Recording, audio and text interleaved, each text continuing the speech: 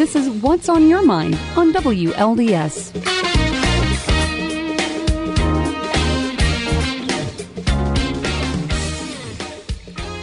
And welcome back to the program here on What's on Your Mind this morning. We have a couple of guests, and they are Passavant Foundation Director Pam Martin and Passavant Board Member and Chairman of the Hospital Farm Committee, Greg Lepper.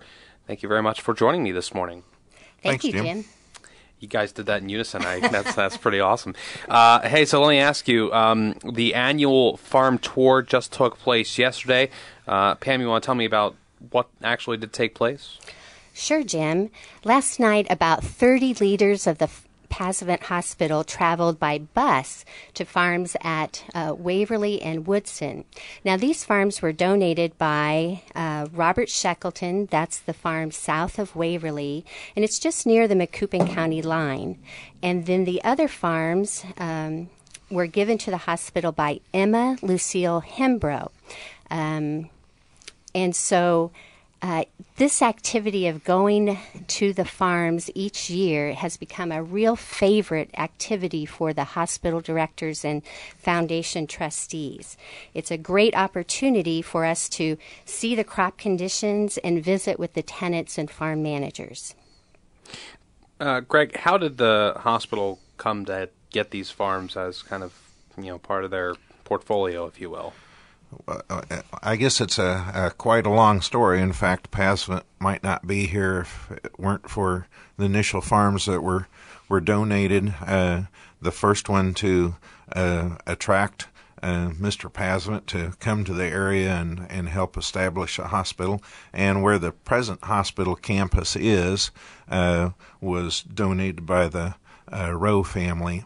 And so I guess the hospital and the farms that help support it are intertwined on a long-term basis, up to including some land that's been donated as recently as last year, and even some designated future gifts that we're going to get. How many acres do these farms include? Around 3,700 acres and a little over 3,000 acres tillable. And in terms of value, depending, there's quite a range of soil types, but with top selling ground in the area selling for anywhere from $12,000 to $15,000 an acre, it's a very substantial amount of assets that helps support the hospital. And on an annual basis, the farms brought in last year, I think, Pam, was around $800,000 to the hospital. They're directly some of them, such as the Shackleton farm that we visited yesterday, have designated purposes. Its income goes to support scholarships for nurses.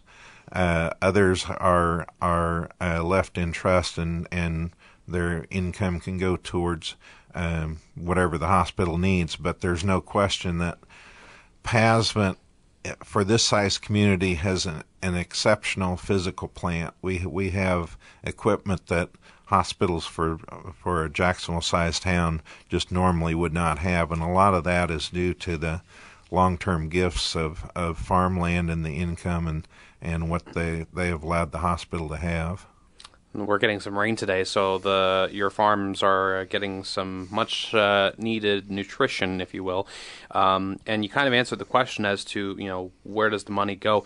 This farm hospital kind of partnership, if you will, relationship, is that a unique thing for rural areas, or is that something that a lot of hospitals that you guys know of, is that something they do, or is this something Passavant's unique? I think it's not a common practice, and certainly it is has been very important to Passavant. In fact, other hospitals are envious of the donations that have been made to Passavant with farmland. Pam Martin and Greg Lepper on What's on Your Mind this morning, talking about the farm tour that took place yesterday and talking about these farms in general. And Greg, as I mentioned, you're the chairman of the farm committee. What does this committee do, and who's on it? Well, our farm committee is a subcommittee of the board, but we also have some outside, people who are not on the Passavant board on the farm committee also. And I think we're kind of proud of that, in that some institutions would simply have an investment committee overseeing their farms. We have a farm committee who's comprised primarily of farmers.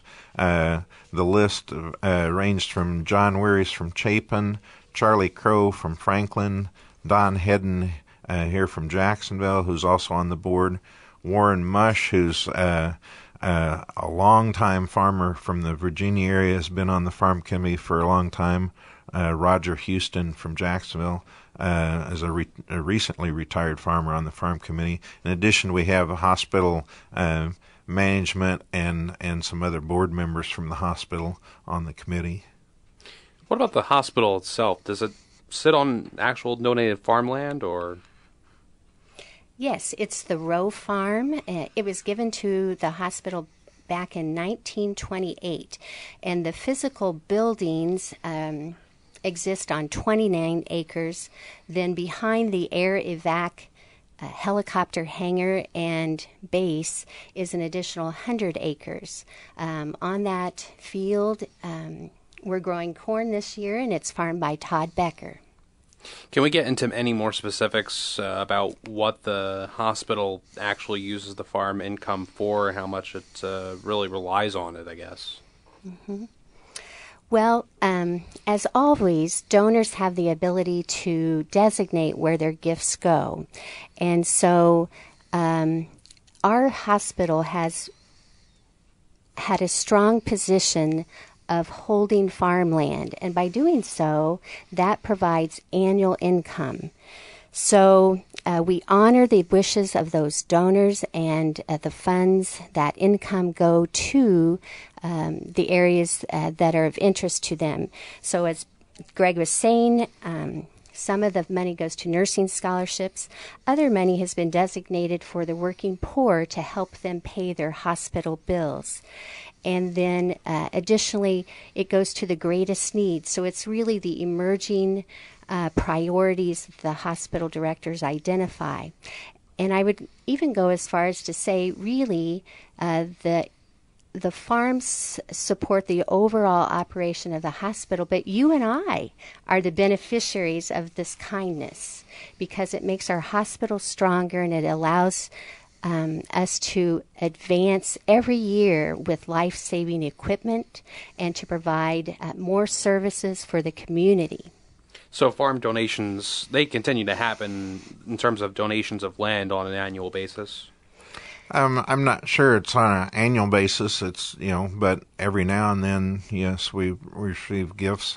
All of the income from the farms does stay in this community, stays with Passavant, and so as Pam said, it's allowed us to enhance our level of care, medical care in the community, and ultimately that's our goal. And I guess maybe you've kind of explained this, but who actually owns the farms? Does the hospital itself? Obviously, it's a nonprofit hospital, but how does the ownership situation actually work? Some of the farms have been left in trust, and they can be left in trust in different ways. Many of them have been left in trust with a local bank, for example, as a trustee, and they then manage them, and the income then comes to the hospital. Other farms have been left directly to the hospital.